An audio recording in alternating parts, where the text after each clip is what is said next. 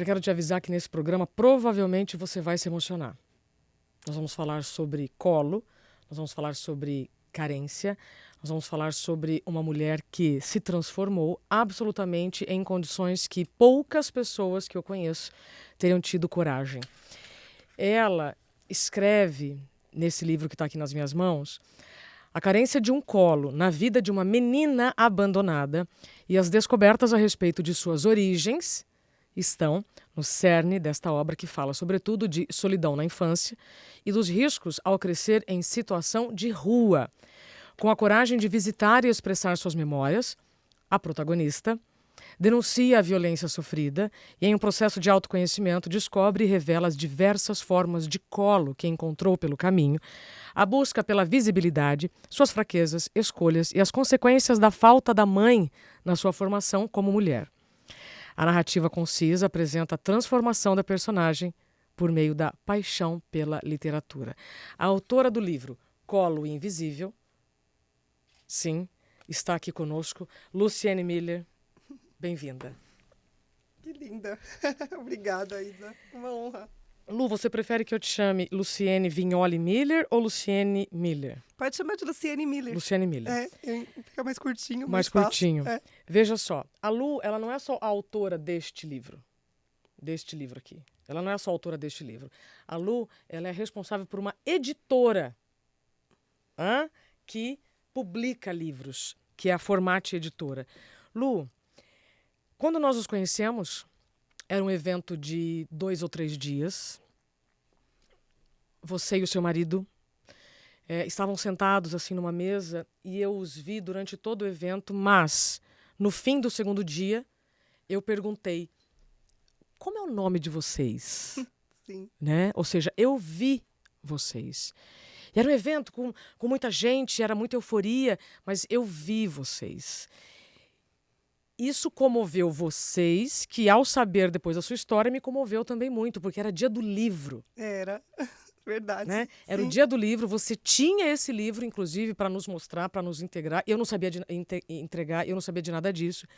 E aí é o que eu quero dizer, quando a frequência está na modulação certa, tudo que é para acontecer, acontece. Sim, foi bem bonito mesmo esse encontro. Não é? E bem no dia do livro mesmo, importantíssimo e inesquecível. E aí quando eu vejo aqui, né, o quanto você buscou a sua visibilidade diante, inclusive, de tantas fraquezas, que bom que a gente pôde se encontrar lá e agora você está aqui no Interiorize, então seja bem-vinda. Eu agradeço o convite e eu fiquei muito feliz lá naquele dia e em qualquer próximo encontro também. Muito feliz. Eu sei que a sua história vai inspirar muita gente. Você é autora do livro Colo Invisível. Até você ser a responsável pela Formate Editora, em que você dá vida para muitas histórias. Como foi a trajetória? Como foi ser uma menina de rua para depois ser uma menina que publica livros? Verdade. Hoje sou uma menina ainda que publica livros, exatamente. E apaixonada por eles desde muito novinha. Eu sou uma menina filha de descendentes de italianos, né? E filha de um português. Uhum. E meus pais se casaram, éramos uma família normal, como as pessoas podem, às vezes, conceituar as famílias, né? Aquela família que tem o pai, a mãe. Eles tinham filhos, cada um, e eu nasci. Estava tudo ok, até minha mãe engravidar novamente e ter complicações no parto e falecer. E aí, meu pai não suportou esse luto. Foi muito forte. Era uma família unida, estava todo mundo feliz. Eu era bem menininha ainda, tinha 2 anos e meio quando ela faleceu. E o bebê nasceu, sobreviveu, né? Ficou ali naquele espaço onde meu pai, de cara com a perda dela, não soube o que fazer e já entregou o bebê para uma adoção legal. Então já começa uma família assim, a gente está no dia a dia, aquele cotidiano, ok. De repente, uma alegria, né, que era receber um filho, tem a fatalidade de a mãe partir. A gente nunca sabe quando isso vai acontecer, né? A sua mãe, então, morreu no parto do seu Logo irmão? após o parto, sim. E aí, esse homem que estava ali com a esposa, com aquele bebê aguardado, com a menininha ainda pequena e os outros filhos maiores também em casa aguardando tudo isso, enlouqueceu, Isa, acredita? A gente fala tanto, né, em saúde mental assim, as gotinhas do dia a dia, o luto dele foi tão forte que ele ali já perdeu toda a sanidade. Tanto que entregou o bebê para adoção e ficamos só os dois, porque a mais velha, minha irmã, aos 12, engravidou, logo na sequência. Por negligência dele, muito criança ainda, muito precoce. Aí ele não estava apto, não cuidou de si, não estava pronto para cuidar dos seus e ninguém percebeu. Isso que é interessante, porque todo o decorrer dessa história se dá justamente pela falta de atenção dos outros também. Porque pensavam que ele estava cuidando de mim, dos outros filhos, já entenderam que o bebê foi para adoção e ali esperavam que ele fizesse todo o processo dessa criação, mas não perceberam a dor dele. Você fala dos vizinhos, dos outros familiares? Familiares, exatamente. Vizinhos, todos à volta. Muitos amigos, ele era um cara bem simpático, um português bem legal, né? Eu lembro dele, e é verdade isso, não é só o que contaram. E assim, na época, as pessoas não se importaram, na verdade.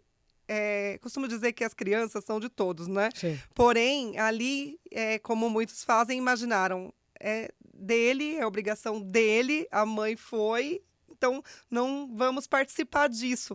E imaginaram que ele daria conta, talvez, mas não perceberam que ele adoeceu. E foi, assim, uma dor tão profunda que ele ficou inapto, incapaz, literalmente. Ele teve diagnóstico de depressão? Não sei. Eu imagino que não, porque acredito que também não procurou ajuda, eu imagino. Mas, assim, o meu pai, na época, ele já despertava a atenção que não estava bem. Ele falava coisas diferentes, desconexas. Ele não se cuidou totalmente, né? Se largou e dilapidou o patrimônio inteiro. Então, aí você imagina que sim, ele precisava de ajuda. Ele era um homem que tinha posse das coisas dele, ele dilapidou todo o patrimônio, abusaram dessa vulnerabilidade dele. Ele entregou o bebê para adoção e aí passou a frequentar alguns lugares onde ele conheceu uma mulher, na noite mesmo. Aí ele se casou de novo e tentou recomeçar. Tá. O que muitos podem fazer e dá muito certo. E é bem legal.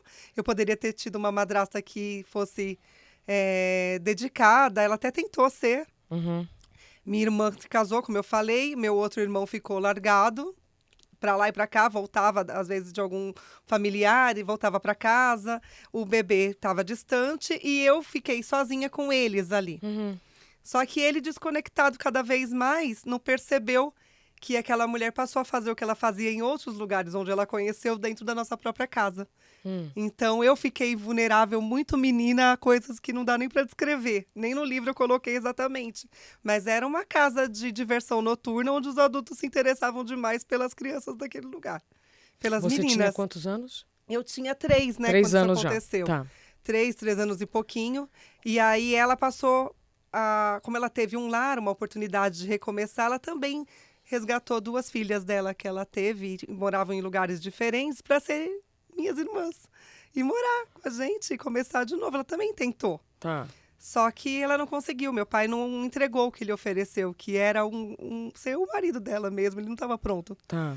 E ela, uma mulher muito explorada e sofrida, acabou repetindo tudo isso ali e sendo negligente também e irresponsável com todas nós. 3 meninas pequenas naquele espaço.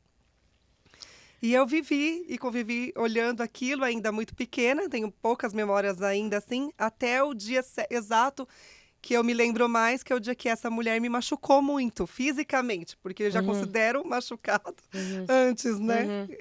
Num lugar, assim, disfuncional, um ambiente escuro, estranho, inseguro para crianças. Ela passou a cozinhar enquanto eu brincava com ele, e quando eu passei na corrida, nós brincávamos de correr, de esconde-esconde e tal, passei de um cômodo para o outro, ela virou a frigideira nas minhas costas. E aí eu me lembro desse dia bem, eu já tinha 4 anos e pouquinho. E aí eu sinto ainda o calor do óleo, ainda sinto que não foi um acidente, sabe? Isso eu tenho certeza absoluta. E E depois os fatos confirmam essa minha memória, né? Depois disso, Eu fugi de casa por maus tratos. Eu não aguentei mais e corri. E o legal é que ninguém foi atrás dentro. Por isso que então aconteceu tudo o que aconteceu depois. pera lá, Porque calma. ninguém resgatou. Tá, então pera lá. A Lu tá dizendo que aos 2 anos e meio, a sua mãe, quando vai dar à luz ao seu irmão, ela não sobrevive a esse parto. O seu pai fica absolutamente sem chão. Depois, ele se casa novamente, ou seja, ele fica junto com outra mulher. Você aí já tem 3 anos. Neste período, a sua madrasta traz 2 filhas para casa e vocês, como crianças, estão ali brincando na casa. Você já vinha sofrendo outros maus tratos, ela vira uma frigideira com óleo quente nas suas costas. Sim. Aí, a partir desse momento, você toma uma atitude. É, tão pequena ainda, pensam que crianças não fazem escolhas, né? E a gente, quando tem medo, corre. Foi o que eu fiz. E eu corri e não olhei para trás. Eu nunca mais voltei para casa. E corri com o vestido grudado no corpo, Isa. E sem socorro. E fiquei por um bom tempo.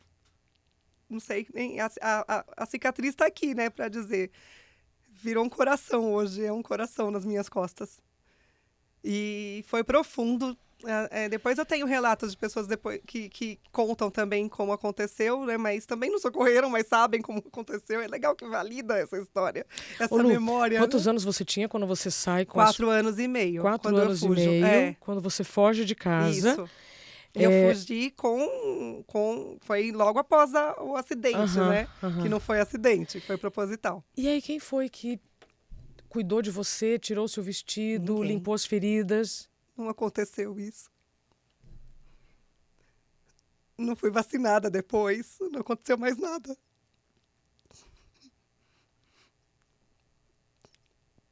Tá, mas hoje você tá aqui. Uhum. E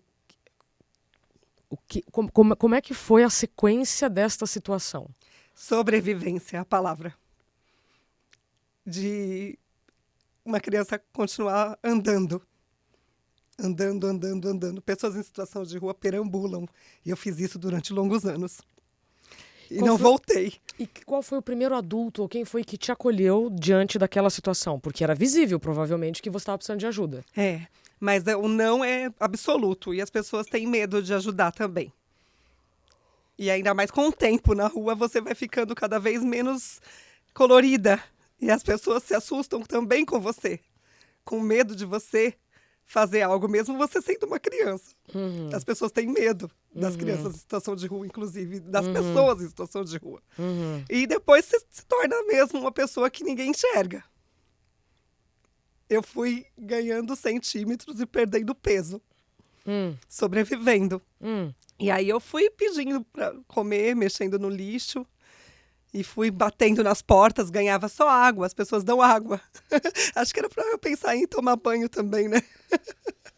Não tomava banho nessa época? Claro que não. Eu não tomei banho durante muitos anos. Inclusive, depois, até me adaptar ao banho, eu levei muito tempo.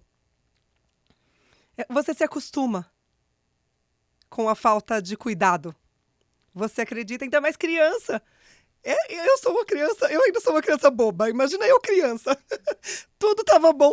Tudo estava bem, tudo que me assustava era em casa, a rua não me assustava tanto. Isso que é inacreditável, a casa era mais assustadora do que a rua. A rua não é tão perigosa assim. Pra quem é mais esperto, né? Pra correr. A casa, então, era mais assustadora do que a rua. É. Mas aí eu ainda tô presa na menina de 4 anos e meio com as costinhas machucadas. Também fico presa nela até hoje. Eu ainda tô nessa cena. É forte, é inacreditável, assim, o que aconteceu. E depois, o que é mais inacreditável é ninguém socorrer, nem dentro da própria casa, porque essa é a questão. É dentro da casa o problema. Sabe, o olhar eu já era invisível dentro de casa. Já era nada. Então, fora aí, depois do que aconteceu, meu pai estava anestesiado, ele era o único que poderia me socorrer. Ela fez de propósito. Ele estava anestesiado de bebida, de droga, do quê? Álcool. E dor, tristeza. Era um dos caras mais legais que eu já conheci e mais tristes que eu já vi. De saudade de tudo. Tá. Aí você tá correndo, pedindo ajuda, recebendo água. E como é que você vai parar dentro de uma biblioteca? Fugindo. Tava Também. fugindo de quem? Pulei Fugindo do quê? um muro. Ah, Eu fui crescendo e fui me acostumando com essas situações. Então eu dormia cada dia num lugar diferente, mas eu não fugi do bairro. ah. E hoje eu sei por quê, mas eu não sabia o motivo que me fazia ficar ali, já que eu não queria ficar perto da família. De que bairro que nós estamos falando, Lu? Vila Maria Alta, em São Paulo. É a zona norte de São Paulo. Um bairro habitado por portugueses, onde o registro sonoro era o português de Portugal. E eu, toda vez que dava um passo no território que não ouvia o português assim, eu voltava. Eu tinha medo das pessoas que falavam diferente. Meu pai falava um português bem arrastado, muito peculiar. E aí eu voltei e ficava nesse bairro justamente porque a vizinhança se comunicava assim. Era um bairro organizado, Ou tá? seja, você ficava no bairro em que você sabia que, bom, vocês estão falando desse jeito ainda, eu tô perto. Então, na época eu nem percebia isso, Lógico. hoje eu interpreto assim. Tá bom. Mas é certeza que isso me salvou muito também. Não corri para outros espaços. Eu andei muito, é grande a Vila Maria, até a Vila Maria Alta e a Vila Maria Baixa. Então eu andei por tudo. Mas assim, quando eu percebia que falavam diferente, eu não me identificava com... Eu voltava para os lugares que eu já me sentia melhor. Então, as marquises dos lugares, os espaços onde eu entrava e a biblioteca, depois de muito tempo, eu já tinha uns 7, 8 anos quando isso aconteceu. Estamos falando de qual biblioteca? A biblioteca Álvares de Azevedo, uma biblioteca pública. Que fica lá... Na Vila Maria. Tá. Numa praça, num núcleo. Ela fica no centro de uma praça. E tudo que percorria esse núcleo, que é o imóvel da biblioteca, era um muro. Hoje é uma grade verde. Mas era um muro. Eu não sabia que era uma biblioteca. E eu pulava os muros todos das pessoas. As pessoas me jogavam de volta. Mas você não tinha medo das pessoas, dos cachorros, da maldade? Eu tinha que fazer alguma coisa. Eu tinha medo de ficar exposta muito perto do bueiro. Até eu descobri que eu podia dormir dentro dele e ninguém me achava. Como assim dormir dentro do bueiro? Dentro do bueiro. Dorme dentro, ninguém vai imaginar que tem você ali. Então você fica segura. Tranquila. Com quantos anos você tinha quando você dormiu pela primeira vez no bueiro? Eu não sei, mas eu dormi muito no bueiro e me acostumei com tudo que tem lá. Não tenho medo do bueiro, pelo contrário. Eu agradeço por existirem bueiros ainda, para uma criança conseguir entrar e ficar. E o frio? O frio é a dor maior de viver em situação de rua. Muito maior do que a fome. A fome você ainda se vira, porque aí você se acostuma a não comer. Não precisa de tanta comida. Você vai se virando e comendo no lixo. Agora, o frio não tem como. O frio mata mesmo, tanto que a gente vê diariamente no inverno as pessoas morrendo. Lu, toma uma água. Toma uma água, respira. Eu falo com tanta naturalidade que até assusta. Aqui, né? ó, volta aqui, respira. Tá. O frio dá medo. O frio mata mesmo. Quando você estava nesta situação tão pequena, muito vulnerável, do que você tinha mais medo? Eu tinha medo dos homens.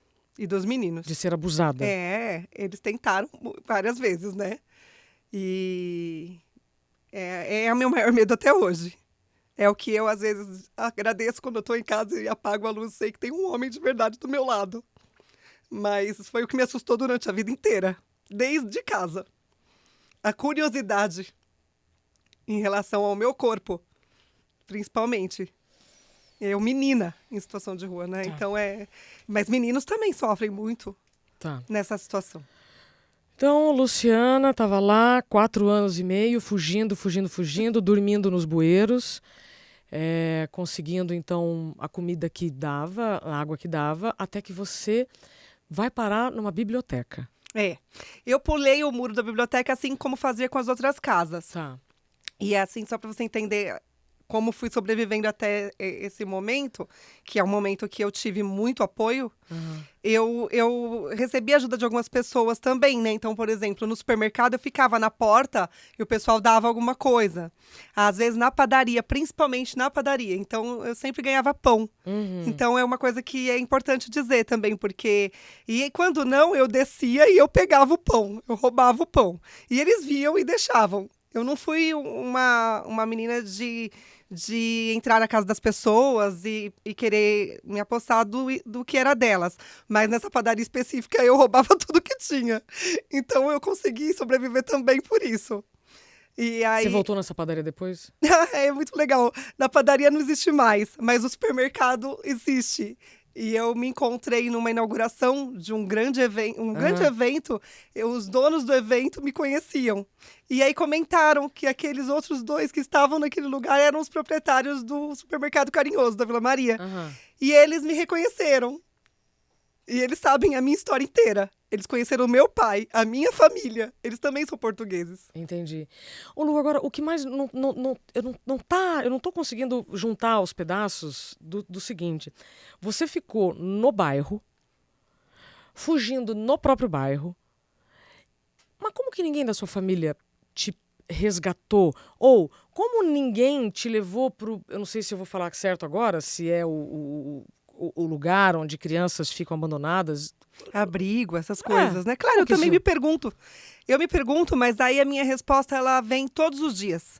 Quando eu trabalho numa rede de proteção integral hoje, e eu sei todos os dias que existem crianças na mesma situação. Em lugares e comunidades que fingem não vê-las. Com pessoas que não se interessam. É exatamente isso que aconteceu comigo. Isso se repete. Por isso que me dá força de eu contar. Porque eu, adulta hoje, consigo compreender que isso não é raridade. Pelo contrário, isso é muito normal. E era, na época, mais ainda. Porque a gente está falando de uma época, Isa, que nem a Constituição, nem o ECA ainda, eles estavam nascendo.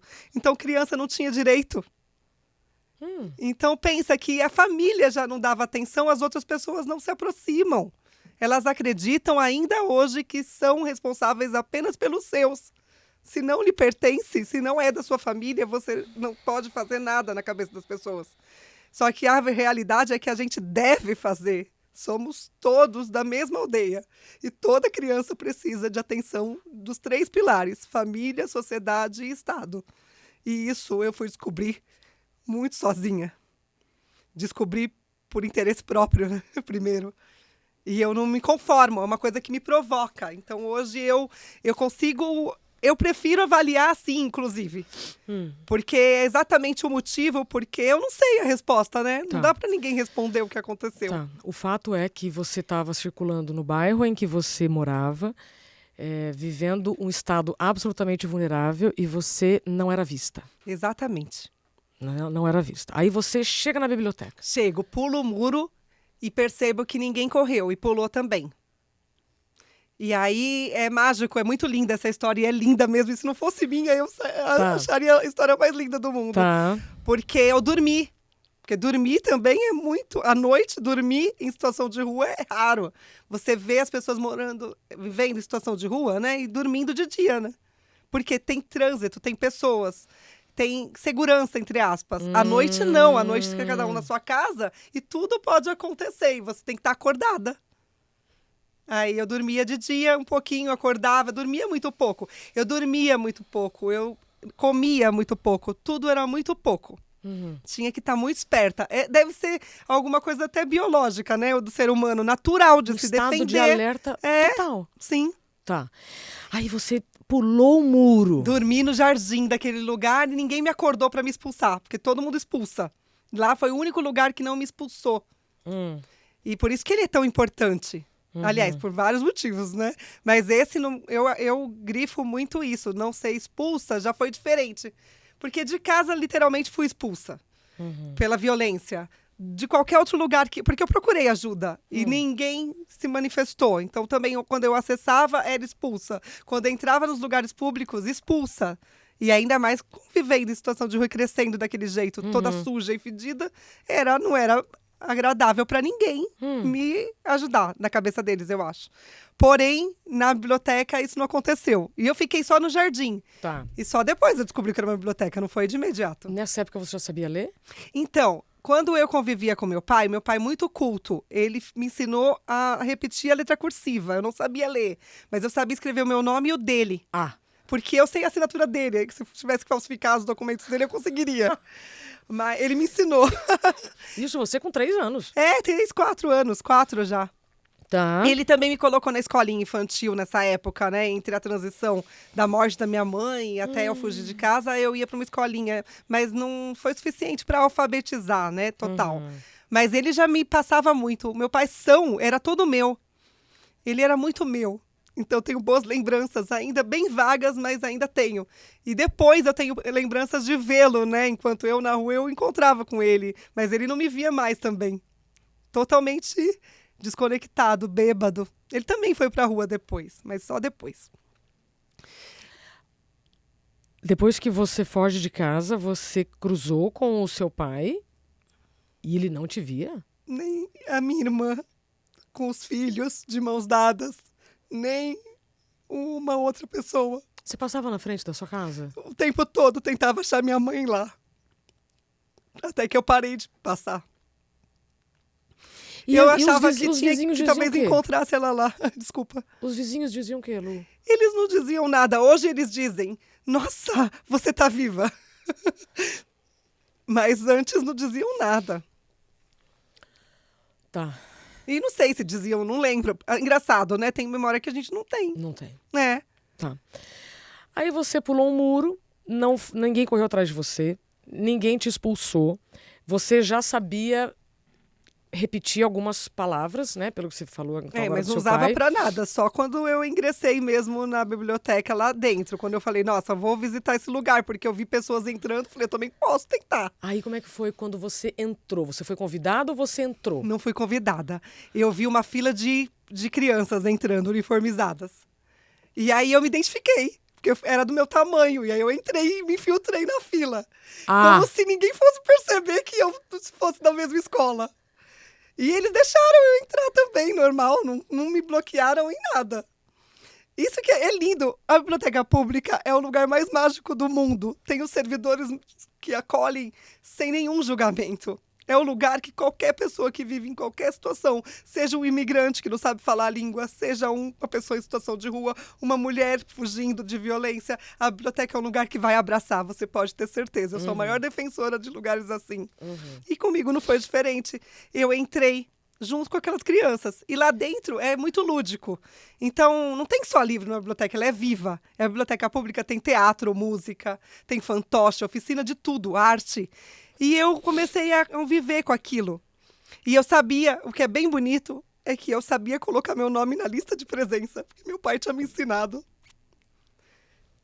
E aí eles perceberam que tinha uma criança vulnerável, mas não que tinha uma criança em situação de rua. Sabiam que era uma criança sozinha, de imediato, e não sabiam que eu pulava o muro e dormia lá. Porque eu sempre sabia que eu tinha que estar antes de alguém aparecer em pé e longe do lugar. Em todos os lugares que eu dormi, eu sempre soube que eu precisava sair antes de alguém chegar. Porque senão você é chutado mesmo. Isso aconteceu comigo muitas vezes. Pessoas pulam você, chutam você, como um saco de lixo. Aí você começou a colocar o seu nome na lista de presença. É lindo, né? Sim. E aí? E aí minha vida ficou mais alegre e colorida, porque naquele espaço eu ganhava lanche, eu ganhava contação de histórias, eu ficava encantada. E aí eu fui alfabetizada nesse espaço. Isso que eu ia perguntar. Quando é que você começou a ser alfabetizada? Ali tinha uma contadora de histórias, a dona Ursulina. Maravilhosa, dona Ursulina, eu te amo. Ela tem 84 anos, Isa. E vocês já se conheceram pessoalmente, depois dessas situações? Ela ganhou um prêmio esses dias por conta da minha história. Um prêmio Laura Russo para bibliotecários. Foi laureada com um prêmio justamente porque eu narrei no meu livro essa história e o quanto ela foi importante na minha vida e na vida de todas as pessoas que ela atendeu naquele espaço. Dona Ursulina, bibliotecária, que te acolheu. Nós estamos falando da década de 80 para 90. Exatamente. Tudo isso que você está falando tem aqui. Tem capítulos que eu fui escrevendo só adulta, né? E com coragem, descobrindo e narrando tudo. Tudo, inclusive todos os reencontros, todas as oportunidades, os medos, tudo. Aí a dona Ursulina... Essa entrevista não tá fácil, tá, gente? Só pra você saber. Desculpa. Essa entrevista não tá fácil. Eu tô tentando Eu me seguro também. Tô tentando. Aí a dona Ursulina começou a perceber que você estava lá todo dia. E aí? Ela, e não só ela, mas todos os servidores daquele espaço Isso. passaram a permitir a minha entrada e saída livre daquele lugar. A dona Ursulina, ela misturava as crianças ali, contava histórias, ela também catalogava tudo que um bibliotecário faz. Cuida da informação, mas eu acho que a função deles é muito mais acolher e ser humana do que qualquer outra coisa. É por isso que eu valorizo muito essa profissão, porque quem escolhe ser bibliotecário é alguém que sabe que vai servir alguém que precisa mesmo. Sim. Porque precisa de um livro, tem dúvida em alguma coisa, e naquela época pesquisa, tudo era feito em biblioteca. Com certeza. Não tinha internet. Então eles eram muito disponíveis. Exato. E para criança, que também, para muitas crianças, porque era um ambiente de lúdico, como eu falei, né? De brinquedos, de arte, de música. Sim. E ali eu fui alfabetizada e me apaixonei pelo eu tenho uma religião, que são os livros, eu digo, como Sartre mesmo, sabe? Eu acredito, eu aprendi, eu descobri que a história que mais me dava medo era a minha lendo. Quando eu fui descobrindo de cara logo as histórias infantis. E depois, né, eu fui para a fase da biblioteca que tem as salas que mudam para infanto-juvenil. E até hoje sou fanática por leitura e descoberta em livros. Mas não só eles, né? Como eu falei, qualquer atividade desses espaços, tudo que é cultura, eu fiquei encantada. Foi muita sorte. Muita sorte e uma escolha inacreditável. É inacreditável mesmo. Tanto que isso fez com que eu não fosse um dado estatístico esperado. Eu sou uma exceção. Qual é o dado estatístico esperado? Infelizmente, uma criança nessa condição, ela não sobrevive ou ela vai para um abrigo que depois vai para outro, se distancia de tudo e passa a usar... Assim, minha principal droga é o livro. Eu colocava ele na minha cara e falava para quem me oferecia outras coisas que não estava interessada. Entendi. E ele também assustava as pessoas que não estavam interessadas nele. Então, tipo... Como que essa criatura tá Exatamente, lendo? Exatamente, eu não quero. O que é isso que você tem na mão? Eu falava, é um livro? Não, eu não quero. Eu quero outra coisa, que eu preciso de outra coisa. E eu precisava do livro. Ou seja, enquanto outras pessoas buscavam anestésicos nas drogas e na bebida, você buscava o anestésico nos livros. E eu me assustava com tudo isso, porque eu via a pessoa desconectada, assim como meu pai. Meu irmão mais velho, ele conheceu as drogas seríssimas, aos 8 anos de idade. Também, porque meu irmão também ficou vulnerável. Esse olhar não é só meu, né? O meu irmão mais velho é uma pessoa hoje que é dependente química, que sofre muito com a consequência dessa história inteira. Porque muito criança conheceu a cocaína, uma droga muito pesada. E muito criança, né? E assim, ele e todos os outros que estavam à minha volta. É pesado. Eu tenho um olhar mais leve para tudo. Eu conto de um jeito leve, mas é tudo muito assustador. Sim. E assim, a biblioteca era um espaço que ele também frequentou, ele também ficou bastante tempo, as outras crianças também, só que ele seguiu para um lado mais pesado e o corpo acabou também mais vulnerável a essa dependência. Inclusive, encontros com outras pessoas que também eram perigosas, né? Os amigos que conviveram com ele foram mais perigosos do que os meus. Os meus estão numa estante, né? E eles estavam na minha imaginação, porque eu era muito sozinha também.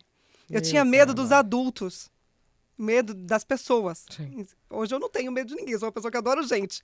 Mas eu era muito medrosa. Eu fui muito medrosa e isso também me protegeu. O medo te protegeu? Só me protegeu. Ter medo de tudo me protegeu. Tá. Ô Lu, já passaram 36 minutos, né? Você contou aqui a sua história.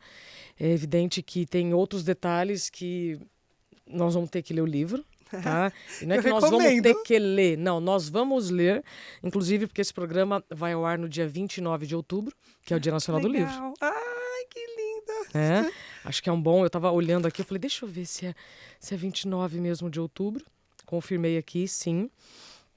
Colo Invisível, em que você vai descobrir detalhes, né, de como uma menina que fugia de uma realidade bem difícil, hoje é uma menina que publica livros. Quando é que foi o seu primeiro banho, assim, eu tenho curiosidade, assim, para saber como é que foi o seu primeiro banho, a sua primeira acolhida depois da dona Ursulina. Quando é que a história começou a mudar? Quando duas tias, uma irmã da minha mãe e a esposa dela, perceberam que eu estava em situação de rua. Isso você tinha quantos anos? Eu tinha 11 quando eu fui resgatada da rua. Pera lá, dos 4 até os 11, então são 5, 6, 7 anos. Exatamente. Depois eu de conto 7 dia anos... por dia, não conto nem por ano. Depois de 7 anos você na rua, aí... As tias perceberam que ele não estava cuidando de mim. E aí elas tentaram me abordar. E eu não aceitava a abordagem porque eu não sabia o que era família. E aí elas foram aos poucos. Assim como a dona Ursulina, justamente, eram muita paciência. São pessoas que precisam, sabe, anjos que vêm para o mundo e que acho que resgatam pessoas. Sim. É o que elas fazem. Você estava muito arredia. Total. E até hoje eu brinco que eu sou arredia com elas e com essas pessoas da minha família. Tá. As tias, uma delas, ela, para me abordar e para conseguir a minha atenção, ela passou a ir com frequência à rua e ela me levou um dominó para brincar comigo. Foi assim que ela conseguiu a minha atenção. Um brinquedo. E aí ela foi jogando comigo, falando que era minha tia. Você sabia que ela era sua tia? Só, não sabia, eu fui descobrindo todos os detalhes. Aí Tá. eu fui descobrindo todos os detalhes nessa época. Tá. E aí ela conseguiu me levar para comer na casa dela. Me apresentou para minha avó materna. Porque assim, minha família paterna inteira tá em Portugal. Só a materna tava em São Paulo. E aí a avó ainda estava viva. Que bonitinho. Eu consegui ainda ter acesso a ela. Logo depois ela faleceu, na sequência. Mas aí a avó, as tias conseguiram me levar para casa, me deram alimento. E bem pouquinho, porque eu não estava com o hábito de comer, então eu comia pouquinho. E aí você perguntou do banho, que aí é de toda essa história, um dos meus maiores traumas. Se você não quiser falar, não se preocupe. Não. Eu falo em todos os lugares, eu escrevi, eu já tô pronta para falar, mas não deixa de ser o trauma. As tias, elas forçaram o banho, porque quando você... eu sempre esclareço e eu sempre conto essa história justamente para quem quer ajudar alguém que está numa situação Ótimo. assim. Vamos lá. Saber que se a pessoa está ali daquele jeito, é porque ela já não percebeu mais a situação que está. Então, ela não vai ter a escolha, ela mesma, por conta própria, de se manifestar para a higiene. Então, isso tem que ser de uma abordagem muito delicada. Se não é uma violência, porque você não está acostumado. E eu não tinha recordação nenhuma de alguém cuidar de mim ou de me limpar. E eu mesma também não cuidava de mim, eu não escovei os dentes, eu não tomei banho durante anos, Isa. Então, e eu não tenho vergonha de dizer, porque se eu estava na situação que estava, não tinha condição, não podia mentir que tinha um chuveiro, nem na biblioteca tinha chuveiro, e não tem até hoje. Recomendo chuveiros nas bibliotecas.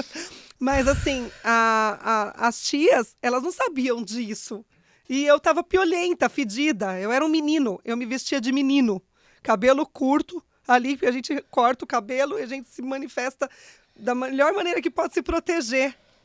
Ainda ser feminina ainda é um desafio. Porque eu tinha que, assim, no sentido de aparência, eu quero dizer. Sempre fui uma menina, eu sei disso. Mas eu me protegia, me escondendo que eu era uma menina, me protegia muito dos abusos e tudo que você pode imaginar que aconteceram em situação de rua. E assim, as tias me colocaram no banho forçado e tiraram os meus piolhos de forma radical. E foi muito assustador. Eu odiei as tias para sempre, né? Eu falo que eu não as perdoo, mas eu perdoo. Só que tanto foi tão grave isso que elas me mantiveram limpa. A gente lembra exatamente como aconteceu, porque elas fotografaram. Me colocaram sentadinha com roupas limpas. E eu só tinha olho, porque os meus olhos chamavam muita atenção. Eu era desnutrida e pequena para a idade. E aí as tias, elas não perceberam essa agressão. E eu não me aproximava delas por causa disso. Só que a vozinha percebeu. Então as tias trabalhavam. E eu comecei a ficar com a vozinha. Quando elas chegavam, a vozinha falava que eu tinha tomado banho, mas era mentira. A vozinha só penteava o meu cabelo e limpava o meu pé com pano. Ela percebeu. Tá. E assim, sozinha mesmo, depois disso, eu até narro no livro como aconteceu, eu levei anos ainda para eu sozinha tomar banho. Aos 16, 17 anos, só que eu me manifestei de começar a cuidar mesmo, eu mesma, sem minha tia forçar, eu ir tomar banho. Aí você ficou, então, morando na casa dessas tias. Sim. Até... Logo de cara eu fugia também, né? E elas buscavam. Aí eu fugia, buscavam. Aí elas me colocaram na escola. Tá. E na catequese, que pra elas eu precisava também ir pra igreja. Uhum. E aí eu roubei a Bíblia da igreja. Uhum. E eu levei uma surra que também traumática.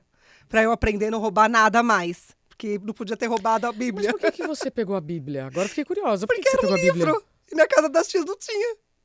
Só por Ai, isso. minha Nossa Senhora!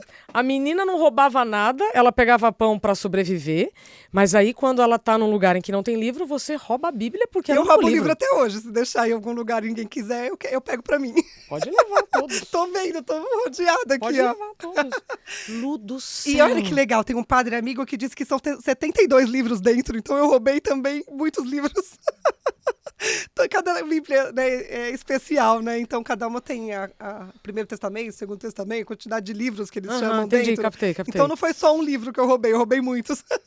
Mas eu devolvi. Elas me fizeram devolver. Tá, aí você apanhou, Levei devolveu. uma surra absurda. Apanhei muito para aprender algumas coisas, porque as pessoas achavam naquela época, ainda acham que a criança para aprender precisa aprender ali, né, na violência. Tá. E assim, e ainda mais uma menina vinda da rua, é óbvio que tem que levar uma surra, né? Você acha que não? Aí eu apanhei muito, até aprender muita coisa. E principalmente não roubar nada. Tá. E foi bom a tia ter me ensinado mesmo também. A forma foi errada. Aí agora eu quero saber como é que você conheceu o seu marido, como é que você teve uma filha, como é que veio a ideia da editora. Claro. Vamos lá. Eu convivi com as tias durante alguns anos e não foi o tempo que eu esperava conviver, porque não foi fácil. Essa adolescência também foi muito difícil. Imagino. As tias, elas me amaram, mas ao mesmo tempo não demonstraram, porque a sociedade não permitia. Porque quando elas fizeram isso, meus familiares disseram que foi um erro. Então, as pessoas que foram me visitar disseram que a tia não deveria ter feito isso, porque eu já era uma adoção tardia e que eu só daria pro trabalho, problemas, porque tinha uma experiência já com o meu irmão que estava complicada por conta das drogas e por conta de muitas outras coisas que aconteceram. Meu irmão levou, por exemplo, 8 tiros na nossa frente, na porta de casa. E as tias tinham medo disso acontecer comigo também. Então, por elas sabiam que eu tinha... eu não sou diferente do meu irmão. Meu irmão é uma pessoa maravilhosa. Ele sobreviveu a esses tiros, graças a Deus. Tem uma família linda, é um cara super legal, que eu amo muito. E é importante dizer, porque ele não é melhor que eu, nem eu sou melhor que ele, porque eu não usei as drogas ou porque eu não fiz escolhas. Foi uma história diferente. O meu olhar é outro e ele teve muito sofrimento também, porque a origem dessa história é a mesma. Uma dor muito forte, um abandono para todos. E, assim, elas... tinham medo de que eu me prostituísse cedo e engravidasse cedo. Assim, a minha irmã mais velha, ela casou e teve vários filhos, acho que 14 ou 15, eu não sei exatamente a conta exata. Mas precoce, mas com o marido dela, tal, bonitinha. As outras meninas que conviveram comigo acabaram indo para o mesmo caminho da minha madrasta, da mãe delas. E sofreram e sofrem muito. E eu tinha tudo para ter exatamente a mesma perspectiva. Então, as tias, elas queriam fazer o contrário, cuidar. Só que todo mundo achava que não dava mais tempo. As pessoas acham que não dá mais tempo de recuperar alguém. Conclusão, eu provei e provo que ninguém define o destino de ninguém. E aí, eu não fiz o que esperavam. Eu não engravidei cedo, eu não me prostituí, eu estudei muito, eu trabalhei muito. Eu segui a vida, agradeci as tias aos 18 anos por tudo que elas fizeram e fui morar na casa de uma prima. Depois na casa de alguns amigos da escola, né, do curso. E depois eu fui morar sozinha. E aí eu não fui morar sozinha porque eu queria ser independente ou porque eu queria ser um mulherão. Eu fui morar sozinha porque eu não tinha nenhum lugar para morar e eu precisava escolher um lugar. E eu já trabalhava, porque eu estudei muito. Então, eu trabalhava e aí eu consegui renda para sobreviver. E aí, depois, para viver, porque eu me dediquei muito ao trabalho. Que eu trabalhava na Intermédica, que era uma empresa de assistência médica, o Grupo Notre Dame. Eu fui muito vista ali. E aí, deram espaço para eu crescer e contribuir para aquele lugar. Fiz muitos amigos e fui morar em Guarulhos, num prédio, num apartamento, sozinha. Comprei meu carro, meu celular. e fui morar lá. Ou seja, a sua liberdade financeira fez com que você tomasse essas decisões. Sim, muitas, porque eu conseguia ter o meu salário só pra mim. Exato. E aí eu consegui alugar um espaço seguro, Aham. que eu escolhi, num lugar distante, era mais acessível para as condições que eu tinha ali, né? Não tinha um super salário, mas era o suficiente Sim. para eu decidir o que fazer com ele. E eu era bolsista nos cursinhos que fazia, Super porque inteligente. sempre estudiosa, então nunca precisei pagar. E aí era para sobrevivência, trabalho para casa, era casa, trabalho e cursinho. Tá. E aí eu conheci meu marido no elevador desse prédio. Há 24 anos, continuo casada com ele. O marido tá aqui. Sim, lindo, ele tá sempre aqui. Nós já vamos mostrar, tá? Na edição desse vídeo, nós vamos colocar aqui a fotinho, tá? Deles.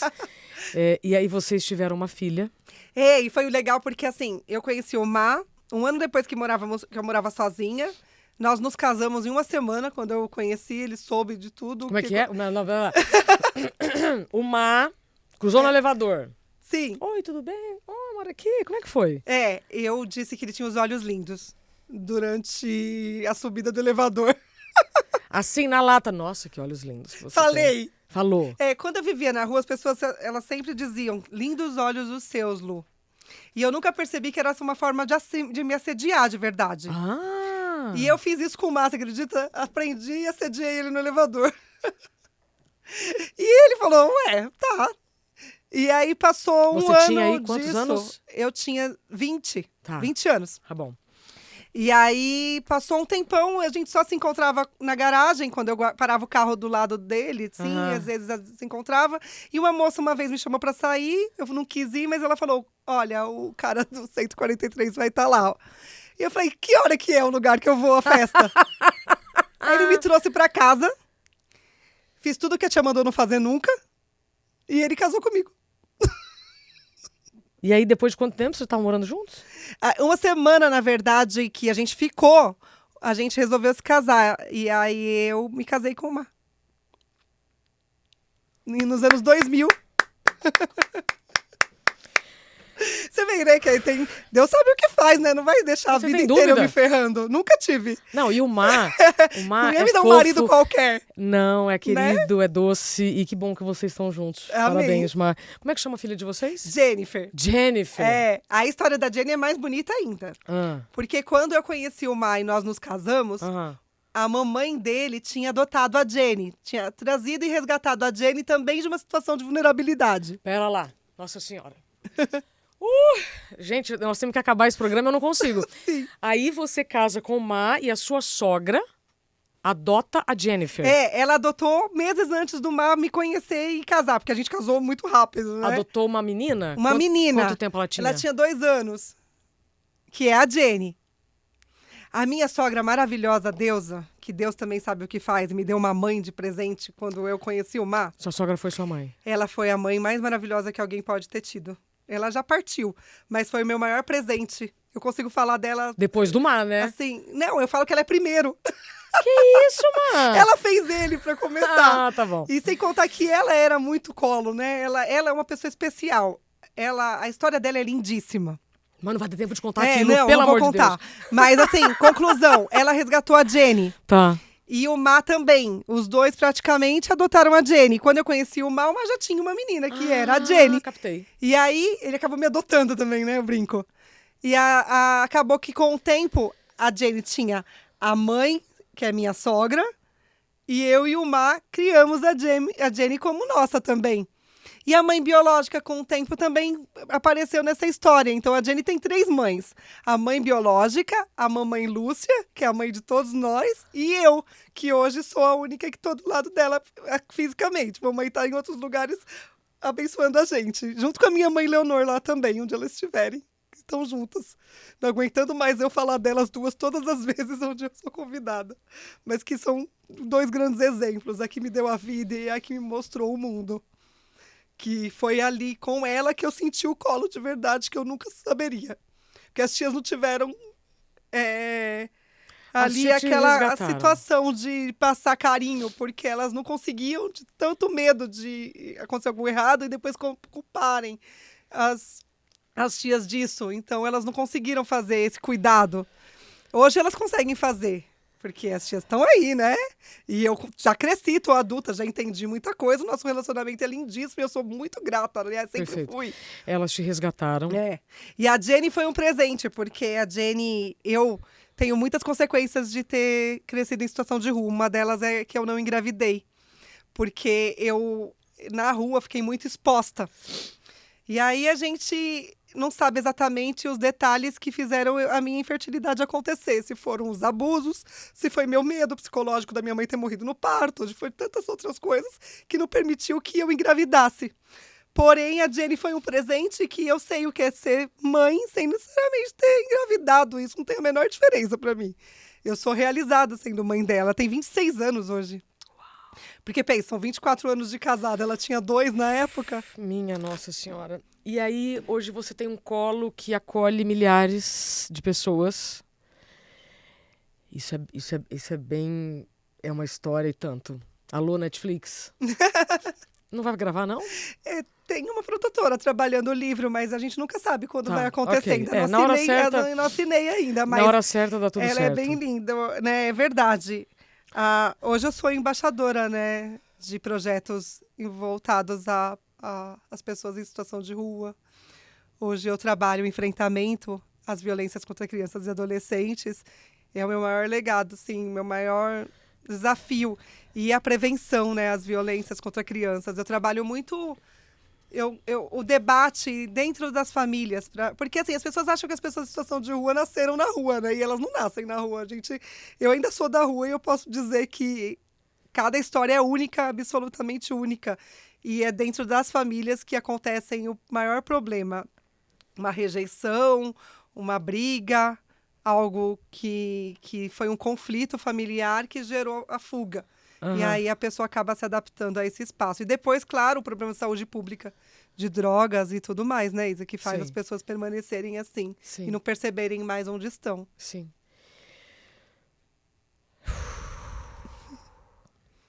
Quero um colo. Quero ser o colo. Quero ver e ser vista. Quero um mundo melhor.